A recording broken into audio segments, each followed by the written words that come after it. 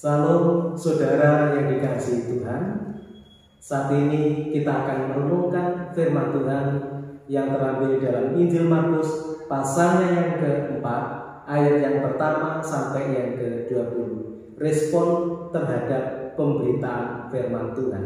Dalam perumpamaan tentang seorang penabur, di situ digambarkan bahwa firman itu sebagai benih, dan orang-orang yang mendengarkan firman itu diumpamakan sebagai tanah. Yang pertama digambarkan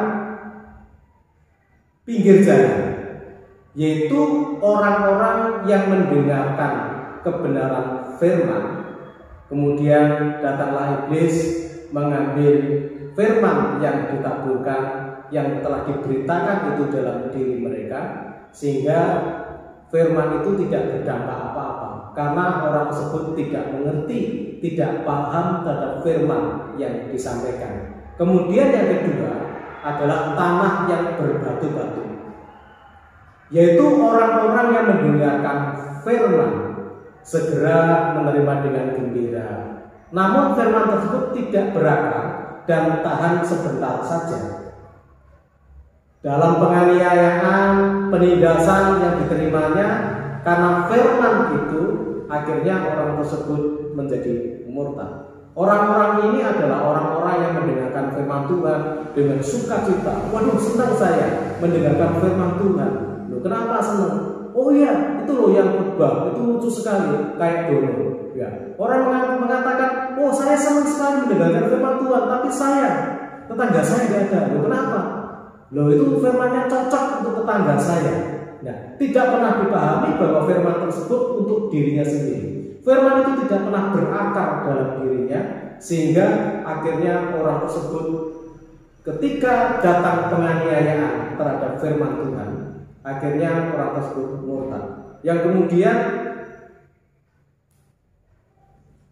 benih yang jatuh di semak duri, yaitu orang-orang yang mendengarkan firman, kemudian kekhawatiran dunia, tipu daya, kekayaan, keinginan-keinginan yang lain menghimpit firman yang diterima tersebut sehingga tidak tumbuh. Jadi pemberitaan firman Tuhan tidak mendapatkan tempat yang pasti dalam kehidupannya, melainkan orang tersebut lebih mengutamakan hal-hal yang di dalam dunia, sehingga datang kepada Tuhan hanya sebagai sampingan saja. Kalau ingat ke gereja, kalau ada waktu ke gereja, kalau tidak ya tidak. Sehingga tadinya dia datang ke gereja 1 minggu 2 kali, akhirnya jadi 1 kali. Akhirnya lama-lama 1 bulan sekali, lama-lama 1 tahun sekali setiap hari Natal, lama-lama bablas, dia tidak pernah ke gereja sama sekali, dia hilang. Tetapi tipe yang berikutnya adalah biji yang jatuh di tanah yang baik. Ini adalah kebalikan dari biji yang jatuh di pinggir jalan.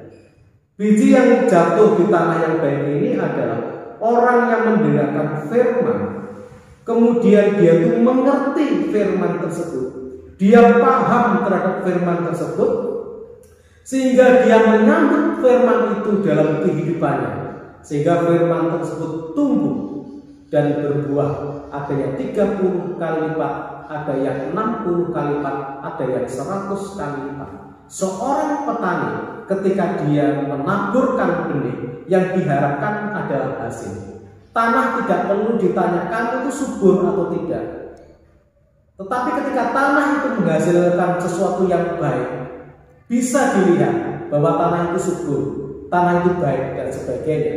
Demikian juga ketika orang-orang yang percaya kepada Tuhan, ketika dia itu mendengarkan firman Tuhan, meresponi kebenaran yang disampaikan Tuhan, orang tersebut tidak perlu ditanya, kamu cinta Tuhan atau tidak, kamu itu setia atau tidak perlu ditanya, karena dari kehidupannya lah nampak bahwa orang tersebut paham terhadap firman Tuhan.